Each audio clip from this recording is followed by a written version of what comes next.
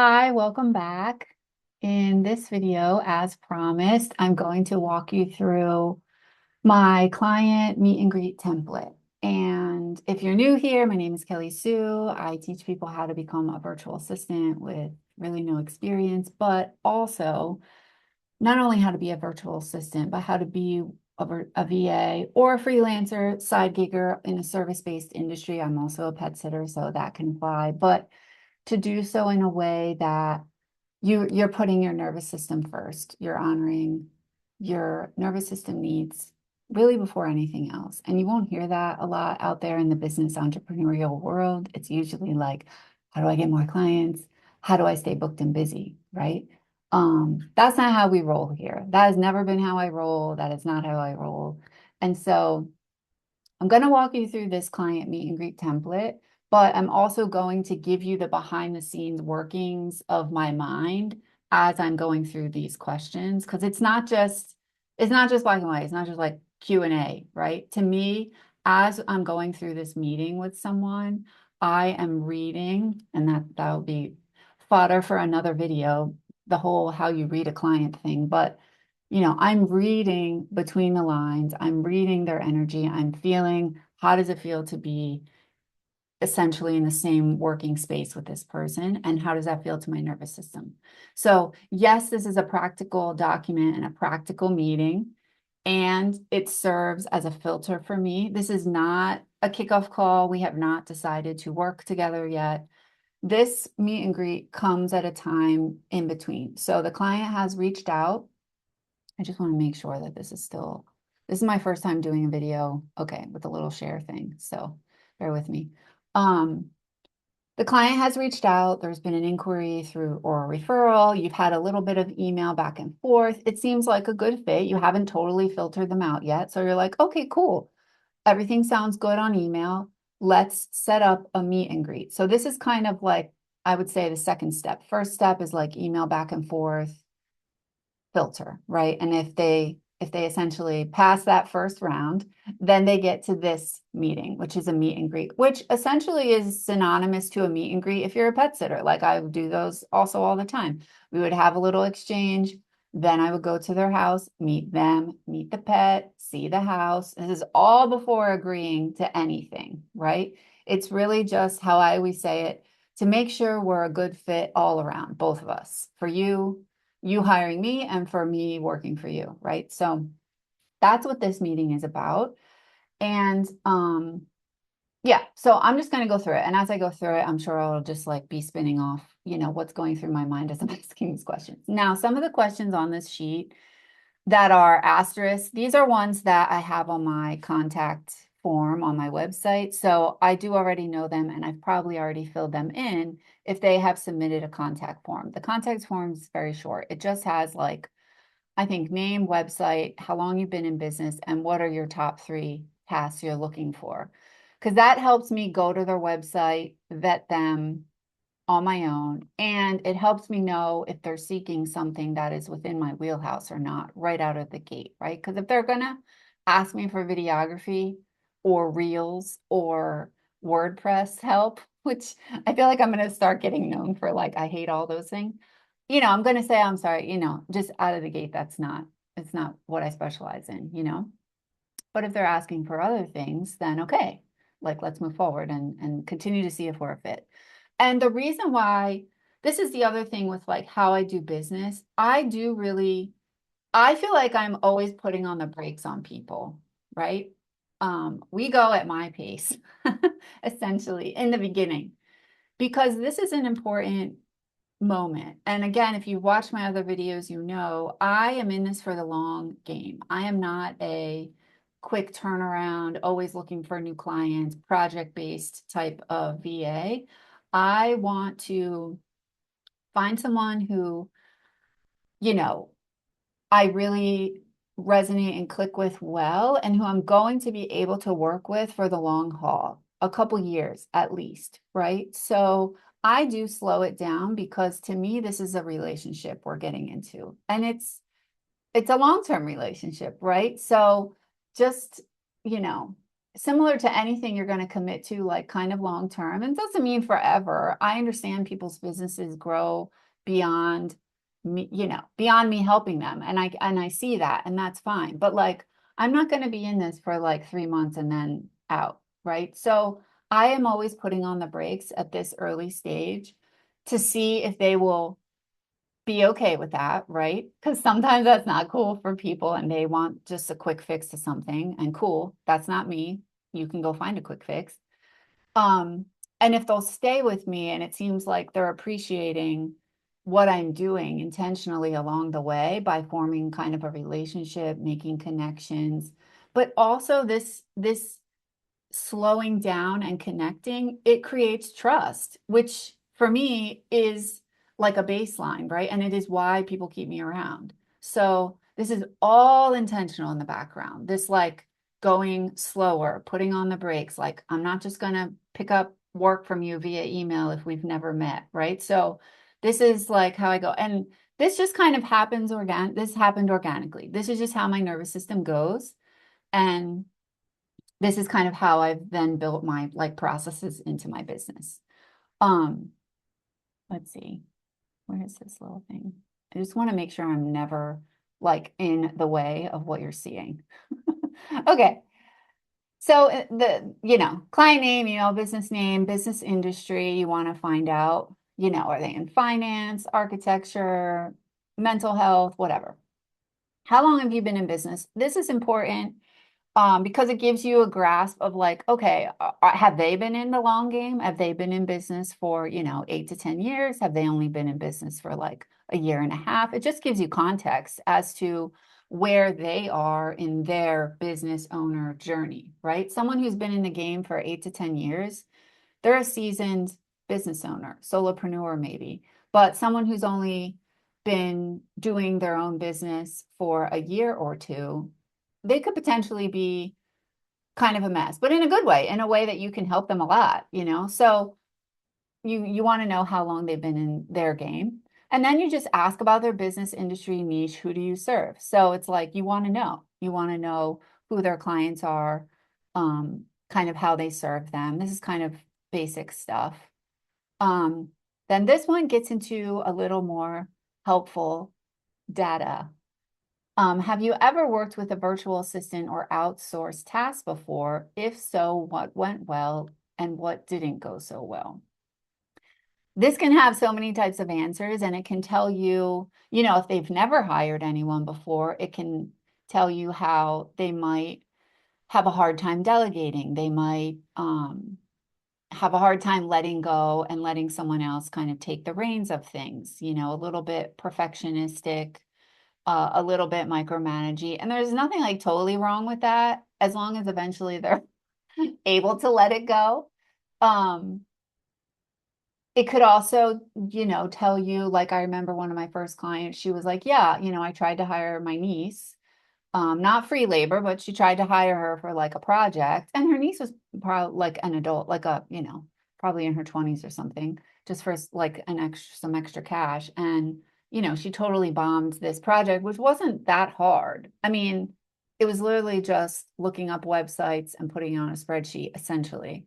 And like she bombed it. And so, this client she just like didn't have confidence in hiring someone out. But it's like you kind of essentially get what you pay for. If you want to pay $18, I don't know what she paid. I'm just making this up. But if you want to pay 18 or 20 bucks an hour for a college student to do something for you, you're going to get that ROI back, which might mean it's not as professional as you would hope or efficient, right? But if you hire someone like me to do a project like that, I will take it home. I will take it from beginning to end, clean it up, make it pretty, and hand it to you, and it will be done. And you'll have like so much relief.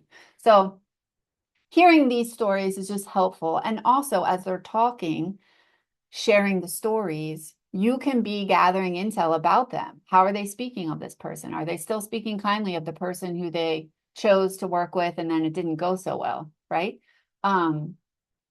So just pay attention to how they're speaking of others, pay attention to um, pay attention to what didn't go so what didn't they like about this person? Did they not communicate well? Um, were they sloppy? Grab some info that you can like tuck away and be like, okay, these are things that they really prioritize. So helpful to hear them tell stories, definitely. And then this is kind of like adjacent. Is there anything you're nervous about when it comes to outsourcing? So some people, like I have a client in the legal field. So for her, a lot of the nerves come around like permissions and access and confidentiality, right? And so how do we protect that? Others might be more in the control, delegating. I want it to be perfect and look the right way. I'm kind of a perfectionist. You just kind of hear them out when they're answering this and take note and keep that as a priority. This next question, oh, and I wanted to say as I get to this question, this list, sure, you can ask ChatGPT or whatever AI you prefer, hey, I'm discerning, taking on a client. What question should I ask them? Like you absolutely can do that. And you need to personalize it. So this is me. Some of these questions are definitely, I mean, I didn't ask ChatGPT. When I started this 2+ years ago, I just made these questions up because they were sincerely what I wanted to know. But I understand that today you can throw that into ChatGPT and get a pretty decent list. But I would say if we're working with our own nervous systems kind of leading the show, what does your nervous system need to know about this other person to help you either just have enough intel, but also feel safe and gather the information you need to make the right decision, right? So this next question, do you identify as neurodivergent, is definitely a question I highlight and is very important to me. Why? Because it helps me know who they are, right? A lot of times they'll come out and be like, yes, I'm definitely undiagnosed ADHD. That's most of my cases as of right now. And they help me, and then they'll like flesh that out for me. And what does that look like? Because, for example, ADHD can look different ways for people. And so I like to know that about them. And like I remember one client saying, I can sometimes on a Sunday sit down and just like go manic and get a lot done, like with graphic design, social media, whatever, LinkedIn. And I might send you like 5 or 6 G chats or projects or like pings that I got on a Sunday night. And she was like, you do not need to answer them. You don't even need to look at them until you start work like on Monday. So like that is normal for me. It is not urgent. And that is just how my brain works. And I'm like, okay, that is so helpful to know, right? So that's a good example. But also this question, it gives you like a gateway to tell your neurodivergent story if you have one, not story, but let them know, right? So this at this point in the meeting is where I divulge, even though it might be on my website. Um, I say, well, I'm kind of the opposite of an ADHDer. I'm a highly sensitive person. And so what does that look like? To me, for me, that looks like I don't thrive well in high urgency. I don't do well with 11th hour asks. I need a lot of spaciousness to work my best. And, um, while I understand like direct feedback and direct questioning and all of that, I can take things in a sensitive way, whatever it is for you, but it gives you a great opening to hear where they are and then to share where you are. And I think that matters a lot. I have found it really helpful when my clients understand my nervous system that way and vice versa, So yeah, that has been helpful. Next question, what led you to the decision to hire support at this time? This is also very telling. I feel like how they answer this can just give you more data to understand them, right? Did they have a VA, and it went to crap and they're in a bind?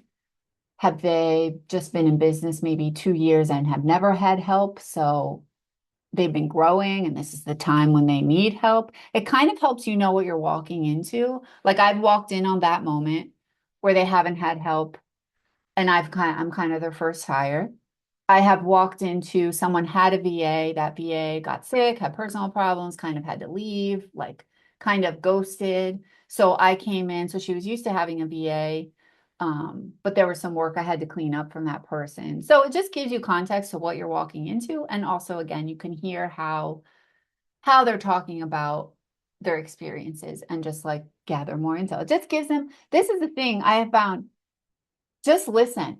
Just listen, right? I mean, this goes like across a lot of relational landscape. It's not just with clients, but give them a space to talk and just like let them talk and listen. And that can A, create trust, but B, it also helps you to gather intel you will need to make this decision. Then what's next is what are the top 3 tasks you're looking for help with? This is more of a practical thing. And again, like I said, this is on my contact form.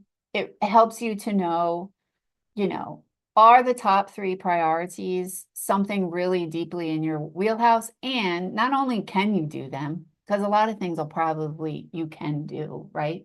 That people need help with, but is it where you want to be spending your time ongoing, right? Like if someone says, I don't know, I don't, you know what you like and what you don't like to do and what's kind of in your wheelhouse or not. But like if someone was like, I need inbox management 5 hours a week or whatever, and I need you to be on my LinkedIn commenting and engaging with people, I'd be like, yeah, sorry, those aren't really my thing. Not in that way, but you know what I mean? So again, you're thinking the long game. So if these tasks if these are ongoing tasks, right? If this isn't just like, I need you to fix my homepage, that would take a few days maybe or whatever, and then you're done that project. But if it is like an ongoing, I need this ongoing support, you have to think to yourself, is that stuff I like doing and want to be doing as a VA on a regular basis, right? So, um, yeah, so it's helpful to know. Also, some of it might be projects. So a lot of times, business owners, they might have ongoing maintenance stuff that they do want to delegate to you as like your kind of regular, consistent work. But then they might also have like, I need you to fix my homepage, or I need you to help me set up a e-blast platform, whether it's MailChimp or whatever people are using these days. The Flow thing, I forget what it's called. I don't even remember.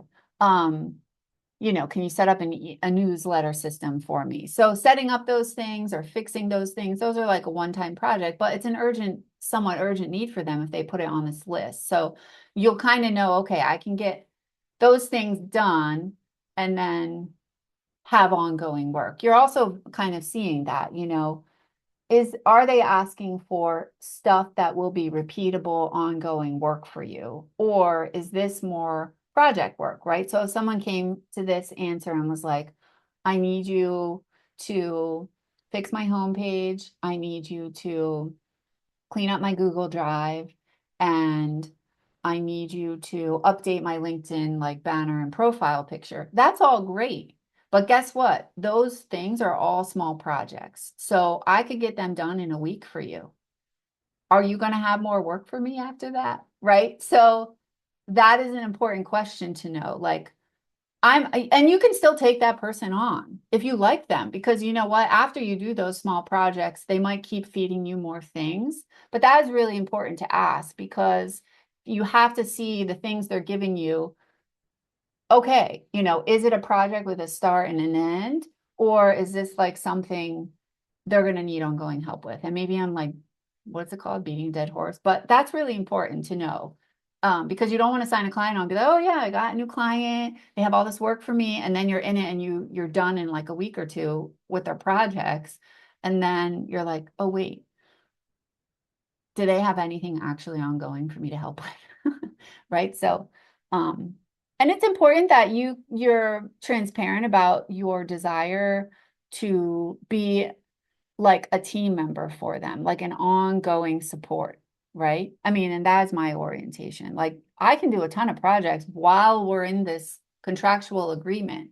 And, you know, I want the understanding to be like, I am your person you're giving all this stuff to. So it is like ongoing work. And like some of it, I would like it to be regular. So, creating graphics for LinkedIn regularly, monthly, or creating captions or whatever it is, or writing your newsletters and graphics every month. I want to see like ongoing stuff, that's important. Let's see. Next is, what does success look like in 6 months with this arrangement? And just let them talk, because then you, again, can hear what their priorities are. You know, I feel like a lot of the ones who I would vibe with would speak in terms of they can hand stuff off to me and never have to really think much about it again. It's like off of their plate and it's handled. And they can focus more on their wheelhouse, which is being with their clients, right? And bringing in the income that they bring in from the skill set that is their expertise. How many hours per week or month are you estimating needing VA support? So this is sometimes tricky for them to answer, but I still ask it. And this is also my window to share with them my availability, which I probably have also shared in the emails exchange, but I reiterate it.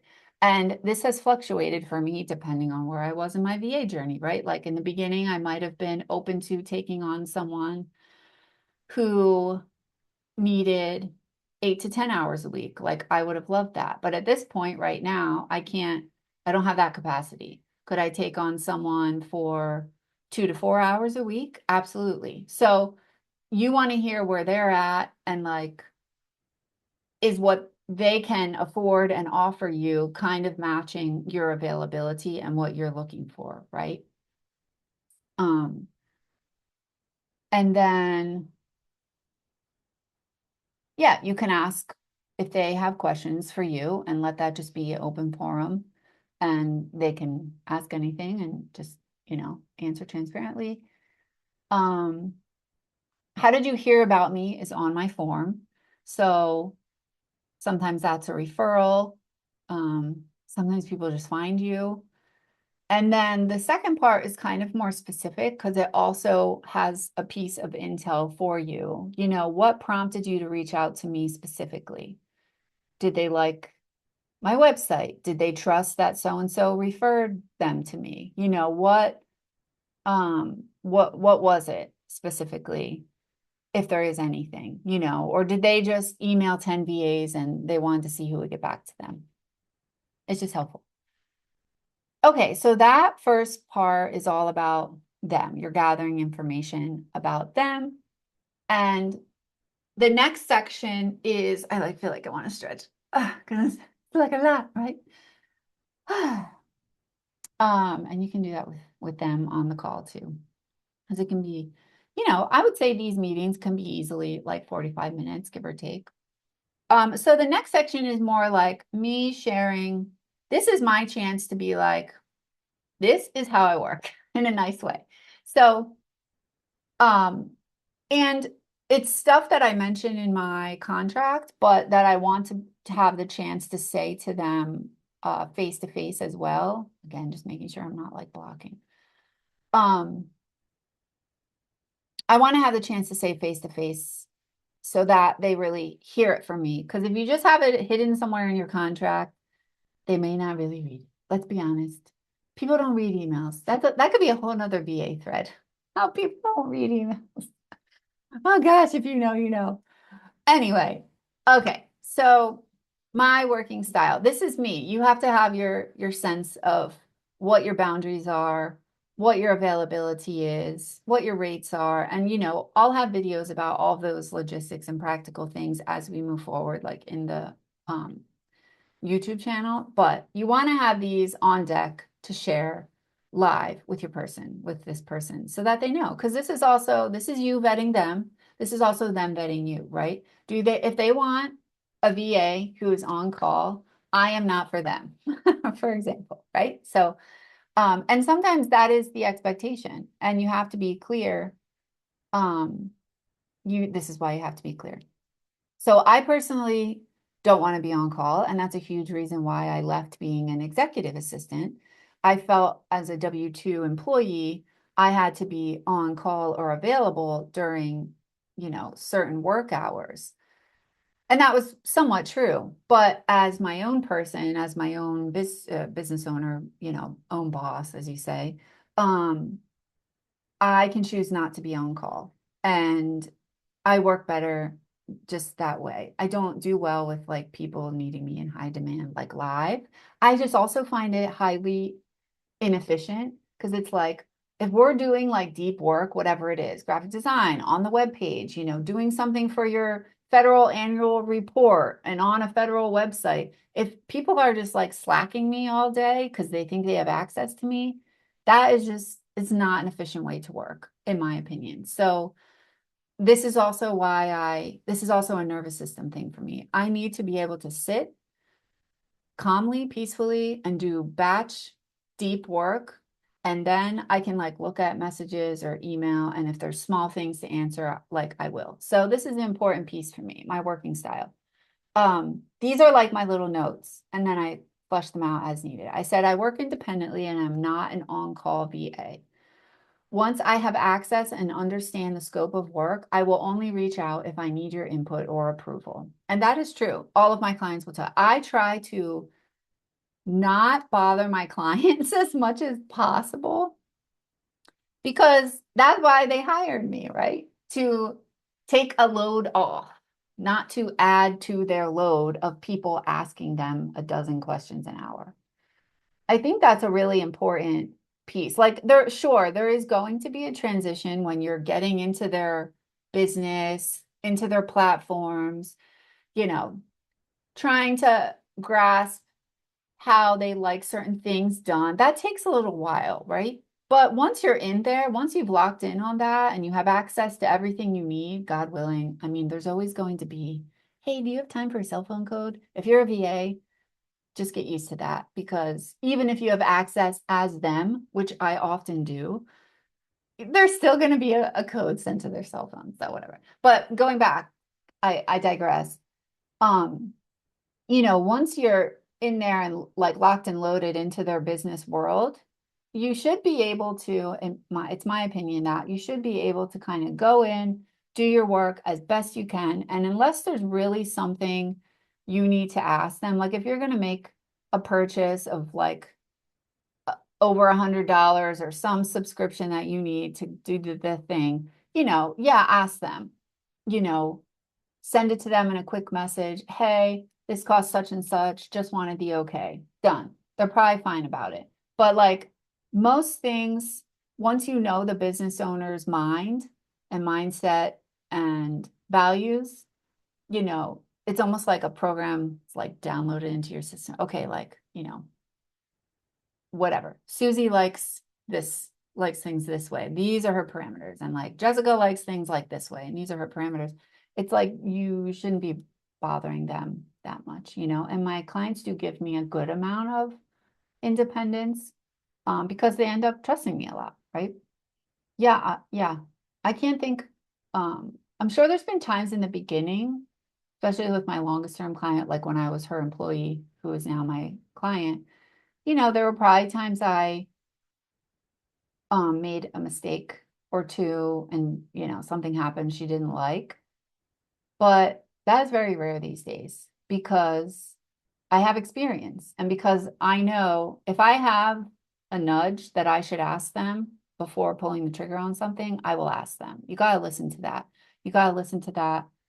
And at the same time, keep it as short and sweet and simple as possible. Okay, next. Communication. So for me, I use Telegram as my work messaging app.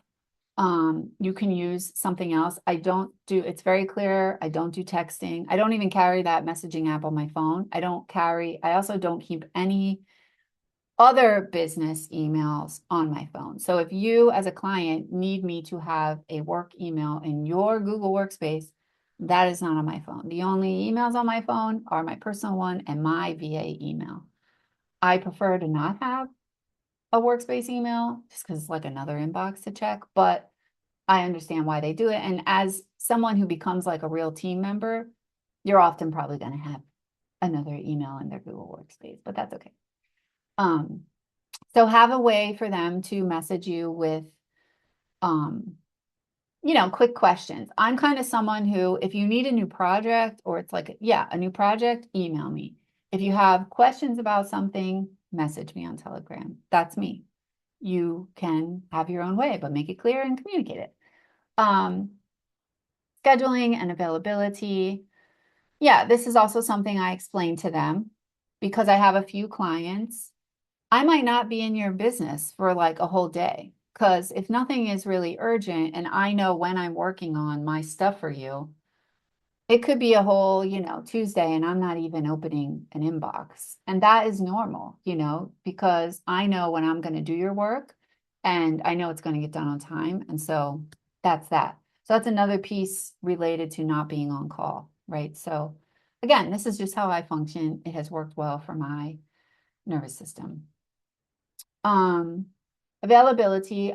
This is a practice I started sending out in the beginning of the month when I would be out of the office or having what I call a move date. And now I know it's like very like, what the heck, were you moving every month? If you've seen my other video, I used to house and pet sit full time almost. So every few weeks I was moving from house sit to house sit here in like South Jersey, PA. I did that for years, probably 2020 to about 2025. So almost 5 years I was doing that. So it was just very normal for me. Like on a Wednesday, a sit might end. And that day I would need to wrap up the house, the sit. It's a whole thing if you're in the house sitting world, clean up, pack my stuff out of the house, drive however long, could have been only a half hour, could have been an hour or two to the next house sit, unpack, get settled. So that whole move day that I had was just a wash. I might get an hour or two of work done that day, maybe. And so all of my clients know this. And in fact, 2 of the 4 of my clients were also pet sitting clients. So they get it. And I would explain at the top of the month, okay, these are the days either I'm literally out of the office, like I have an appointment or something, or traveling, or these are my move days when I just won't be online probably until 2 p.m. or I'll be online till 11, but then I won't be online the rest of the day because I'm moving. So this is where you get to like literally create your business around your lifestyle. That was my lifestyle for a long time. We recently, in March of 2026, got our own apartment. So I'm much more steady here now. So move days are less frequent. We still have some local cat sitting clients, but it's been way less frequent. And that's okay. That's a story for another day and like a natural evolving of that business, but it's not as frequent. So you just, maybe you have kids and you got to pick them up from school, whatever it is, like let your clients know when you'll be out of the office more than normal. I'm not saying I tell them that I'm going to the grocery store, for an hour.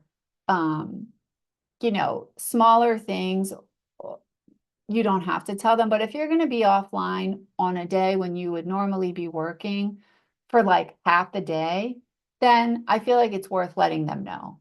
And maybe they'll forget, but at least then you can say, hey, I mentioned, in my June email that I would be off on Friday, such and such. And so they'll be like, oh yeah, I forgot about that. Okay, well, at least your rear end's covered, right? And then I explained to them my typical working hours, which this is somewhat accurate. I tend to work, I'm on the computer. It's not strict by any means. Again, I work according to my capacity and my energy levels. And, as a woman, that does change weekly. It's not drastic, but you got to give yourself grace if you're a menstruating human. But I would say my working hours, I'm usually on there by 9 or 10 in the morning, and I'm usually petering out by 3 or 4. Like, don't have a meeting with me at 4 o'clock because I'll need like my third cup of coffee to like be fully coherent. I'm such a morning person and I always have been. So all of my energy everything super important. Like I always work out in the morning. I have like morning time, everything super important is first half of the day. Second half of the day, even my work is the easier stuff. It's like, oh, I get to do like some graphic design or lighter work. And then when I'm done, it's like, okay, fun. I get to go take a walk, cook, sit outside, garden, whatever. That's how my brain and body work. You get to, again, do it your way, but do it your way, do it in a way where you are aligned with your natural energy fluctuations and give yourself wiggle room. I say limited availability on Fridays, and that's true. I mean, I try to be done work on Fridays more like 1 or 2 versus 3 or 4. And this year in particular, like here's an example of what I've done. One of my clients is a finance client. Her clients upload their financial documents typically on Thursdays. They get a reminder. So they all do it kind of Thursday night, early Friday morning. So then when I go in weekly on Fridays, I rename, organize, archive. So for me, Fridays have been mainly for her. And sometimes that work can be less than an hour and all the other related tasks to what I just said. But sometimes that work can be much longer, 2 or 3 hours. And so I tell my other clients, like, Friday's kind of been off limits this year. I work for you guys Monday through Thursday, Fridays for the finance client because of that timing, right? Because of how she does all these uploads. And it is weekly work, which I appreciate. So that is a priority for me to get done and all. So it's just another example. And who doesn't want to get off early on Fridays? Like, live your life. And then the last thing is you want to talk about your rates and how you invoice. And this can be, again, as you prefer it. So I'm pretty upfront where my rates are. This is an example. Rates could be like, and will be a whole nother topic, but this is just an example. My rates do hover around $40 an hour at this point in time. That has been higher and has been lower depending on the client, depending on the work, etc. But that's like the median mean. And I invoice every other week alongside my other clients. So I invoice every 2 weeks, and clients can pay me via Stripe, that Stripe invoice, or I've had clients put me on their Gusto payroll as a contractor, pay me via QuickBooks as a contractor, pay me via Venmo. They don't have to pay me via Stripe. These are the other ways they can pay me. The great thing about QuickBooks and Gusto is that if your clients do it that way, then there's no fees taken out. Like Stripe takes out fees and so does Venmo. So you actually get to keep more money. So it is kind of a pro. So that's kind of the end of like the logistical piece. And I say to myself, and I would say to the person, my goal after this meeting isn't to sign you as quickly as possible. My goal is to make a thoughtful decision, thinking long term for me and, for her. In my case, it's always been a her. The right relationship can last for a couple of years, and that matters a lot to me. So, that's why I take my time with these. So at this point in the meeting, while we're live, I'm getting all this intel, I am doing these like somatic check-ins with myself. Does this feel like a yes? And sometimes you'll know for sure in the live meeting, and you can go forward with, and I do a same thing as a pet sitter. If I feel good in the live meeting and there's really no questions, I'm like, hey, well, this feels great to me. Like, how do you feel about it? Like for me, I would be more than happy to move forward with booking a sit or starting, booking our kickoff call, which is the more, hey, the contract's been signed, we're working together, the logistical kickoff call. And I ask them, and typically it feels the same way on their end. If there is like a niggle, like a hesitation or a nervousness or not a full yes on your side, you can just say, like, this has been really great. And you can kind of make it as if this is your normal process. This has been really great. I'm going to take all this information, kind of digest it, review it, and then I'll get back to you in 2 days, whatever it is, a day, 24 hours, whatever you want to say, um, you know, to regarding this potential arrangement and like, come to a decision on if it's best for us to move forward together. And then ask how they feel, because they might also feel like iffy. So that's kind of how I end it. And, if you do both feel good moving forward, you can on the live call book, you can say like, okay, cool. Well, I'll send you my client agreement and an invoice, and let's look at our calendar for when we can do the kickoff call. And the kickoff call is more like logistical, like sharing passwords, her putting me on her one password or whatever, how you do that, and making sure you can log into all the things with the two-step, because you want all those platforms to kind of recognize your computer, and it's helpful to have them live to do all of that. So it's a little bit more logistical type of call, but you can schedule that at least, and then you'll have to prepare the contract and like send it and stuff. And so, yeah, so that is my walkthrough of my client meet and greet. I hope it was helpful. I hope you can see now how there's like always something cooking back here. Like, yes, there's questions, Q's and A's, but my body and my like spirit are always like, is this one of my people or not? That's essentially the question. And how does my body feel when I'm interacting with their field, with their energy? So I want to give you this template. I don't have a PDF of it made yet. This is literally the day I'm filming, but it's in my brain. But here I am going to, in the meantime, just put the questions in the description for you, and probably will make some kind of PDF that you can have. And I'm not going to ask you for your email. I don't even have an email list right now. That's another thing. Full transparency, I hate email lists, and I don't read or sign up for them. And, when you're in business, everyone's like, you need to have an email list. You don't own anything, but if you have an email list, I get it. Believe me, I've been in the game long enough, and I still hate being on people's emails lists, and I'm still not convinced I want one. So if I were to put a PDF, a free PDF of this client template, it will be on my website, free to download. Once I do that, that link will also be in the description. But for now, you can just copy and paste the questions that I put in the description, and, you know, adjust and edit it for your own needs. But I really do like to keep things simple.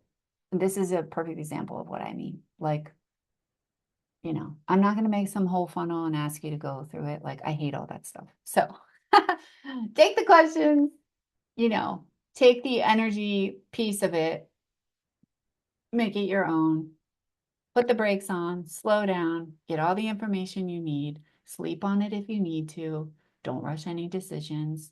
Remember, you're getting into a relationship.